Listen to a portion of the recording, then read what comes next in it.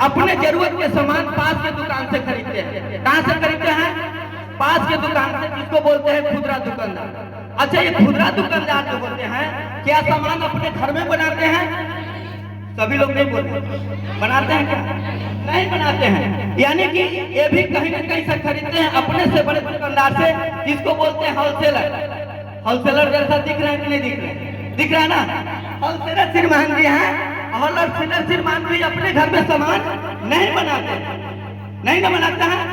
बहुत सारे लोग मुंडे ऐसे करते हैं। अरे भैया 3 किलो का मत खिलाइए, 3 ग्राम का भगवान दिया कि नहीं दिया?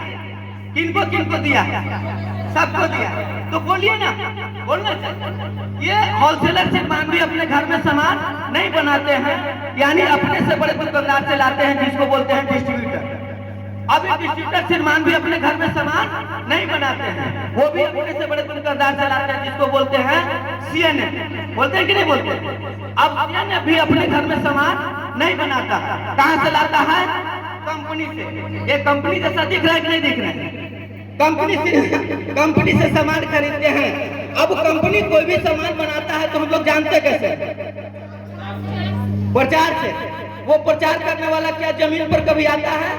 नहीं आता। कहाँ आता है? टीवी में आता है। आता कि नहीं आता? अब कंपनी कोई भी सामान बनाता है तो इनके जैसा खूबसूरत हीरो के पास जाता है। हीरो दिख रहे कि नहीं? कहाँ से? पटना से आए। इनके लिए जोरदार ताली बजाइए। ये है हीरो। और ये क्या करते हैं? किसी भी प्रोडक्टों के बारे में ये बताते हैं। बताते हैं कि नहीं बताते? अभी बताते हैं तो सच बताते हैं कि झूठ बताते हैं? झूठ बोलते हैं। क्या बोलते हैं? झूठ बोलते हैं। ये क्या कहते हैं कि पेप्सी पी और छक्का मार। यदि पेप्सी पीने से छक्का लगता है तो फिर 0 पर क्यों आते हैं? इसका मतलब क्या बोलते हैं? झूठ बोलते हैं। ये है आज का बाजार व्यवस्था, जिस बाजार व्यवस्था से हम लोग खरीदारी करते हैं, है कि नहीं है? यही है ना? अब यहाँ पर हो क्या रहा है? कंपनी किसी भी सामान को 40 रुपए में बना रहा है। कितना रुपए में? 40 रुपया में। क्या 40 रुपए में प्रोडक्ट हमको दे देंगे? लागत खर्च 40 रुपया हो रहा है, यानी 10 रुपया मुनाफा रहेंगे। कीमत कितना हो गया? 50 रुपया। क्या ये प्रोडक्ट हम लोगों को 50 में मिल जाएगा? नहीं मिलेगा। ये प्रोडक्ट 50 में यहाँ से चलता है। उसके बाद ये सीएनए श्रीमान 5 रुपया लेते हैं, 5 रुपया ये लेते हैं, 5 रुपया ये लेते हैं और 5 रुपया ये लेते हैं। कितना हो गया? 20 रुपया।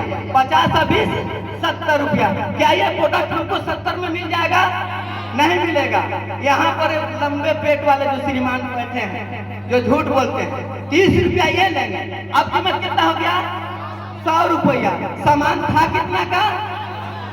आधा पैसा कहाँ गया? बीच में गया कि नहीं गया? यही कारण है कि हम गाड़ी मेहनत का कमाई कहीं न कहीं खर्च करते हैं, और जब खर्च करते हैं तो हमारी गाड़ी मेहनत का आधा पैसा इन मिडिल मैन के पास में जाता है, बीच वाले के पास जाता है, जिसका नतीजा क्या होता है? हम कष्ट से मरते हैं और रोज आराम से जीते हैं। जीते हैं कि नहीं जीते हैं? हम कष्ट से मरते हैं। हम ग्राहक हैं, हमारा हक में तरहन लग रहा है। लग रहा है कि नहीं लग रहा है? सामान था कितना का? 50 का। मिल रहा है कितना में? 100 रुपये। ये नाइंसाफी है कि नहीं? है कि नहीं है? तो यहाँ पर ये देखा गया। अच्छा ये बताइए, ये जितने भी बीच वाले लोग हैं, ये जितने भी बीच वाले लोग हैं, जितने भी बीच वाले लोग हैं कंपनी और कस्टमर के बीच में, इनका सामान बनाने में कोई हाथ होता है क्या? सामान बनाने में कोई हाथ होता है क्या? बोल नहीं रहे सारे लोग, नहीं ना। लेकिन तो सामान को बिगाड़ने में इनका हाथ होता है कि नहीं होता? ये क्या करते हैं? रातों रात अमीर बनने के लिए माल को डुप्लीकेट करते हैं। क्या करते हैं? इनको पता होता है कि असली वाला बेचेंगे तो कम मुनाफा होगा और नकली वाला बेचेंगे तो ज्यादा मुनाफा होगा। इसलिए क्या करते हैं? माल को डुप्लीकेट करते हैं। करते हैं कि नहीं करते हैं? अब दूसरी बात, तीसरा डिमेरिट इसमें क्या होता है? हम कस्टमर हैं, कोई भी सामान खरीदते हैं तो क्या पक्का बिल मिलता है? नहीं मिलता है। इसका मतलब कि टैक्स की चोरी भी हो रहा है। यह 3 तरह के डिमेरिट में इसमें पाया गया। तब अपने देश के अंदर में एक सिस्टम का जन्म हो गया। अच्छा, इसमें देखा जाए इम्पोर्टेंट के मामले से देखा जाए, यदि हम कस्टमर हट जाते हैं तो क्या इस बाजार व्यवस्था चलेगा? चलेगा? नहीं चलेगा। यदि कंपनी को हटा देते हैं तो क्या ये बाजार व्यवस्था चलेगा? नहीं चलेगा। बीच वाली कड़ी को हटा देते हैं तो चलेगा। क्या होगा? क्या होगा? नहीं चलेगा, नहीं चलेगा। इनके बिना भी काम नहीं चलेगा, क्योंकि इनका काम है बताना और पहुंचाना। हम लोग के बगल में सोढ़ी में कोई साड़ी का फैक्ट्री खुल जाए, क्या एक साड़ी हमको दे सकता है? नहीं देगा। कोई एक साड़ी हमको नहीं देगा। तो इनके बिना भी काम नहीं चलेगा। लेकिन हाँ, कोई सिस्टम आ जाए तब चल सकता है। कोई सिस्टम आ जाए तब चल सकता है। तब हमारे बीच में एक ऐसा सिस्टम, एक ऐसा अभियान जिसका नाम है राइट कॉन्सेप्ट मार्केटिंग, बाजार करने का सही तरीका। आरसीएम क्या किया? बीच वाले कड़ी को हटा दिया और आरसीएम कंपनी और कस्टमर को आपस में मिला दिया। अब हुआ कि नहीं हुआ? अब हमारी गाड़ी में ना 50% जो पैसा था, कंपनी बोला कि कल भी मेरा नहीं था और आज भी मेरा नहीं है, ये पैसा आपका है, ये पैसा आपके पास जाना चाहिए।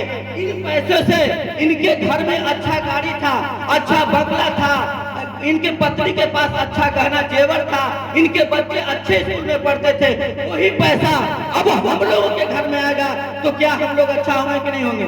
हम लोग खुशहाल होंगे कि नहीं होंगे? हम मजबूत होंगे कि नहीं होंगे? यही आरसीएम सिस्टम किया है। वो सिस्टम किया क्या? बीच वाली पैसा जो मिलावट का मिलता था, अब बाजार से हम लोग जो खरीदारी करते थे, हम लोग के दादाजी भी खरीदे, पिताजी भी खरीदे, हम लोग भी जैसा जिनका जो उम्र है उसके हिसाब से खरीदारी कर रहे हैं। क्या कभी प्रोडक्ट फ्री मिला? नहीं ना मिला।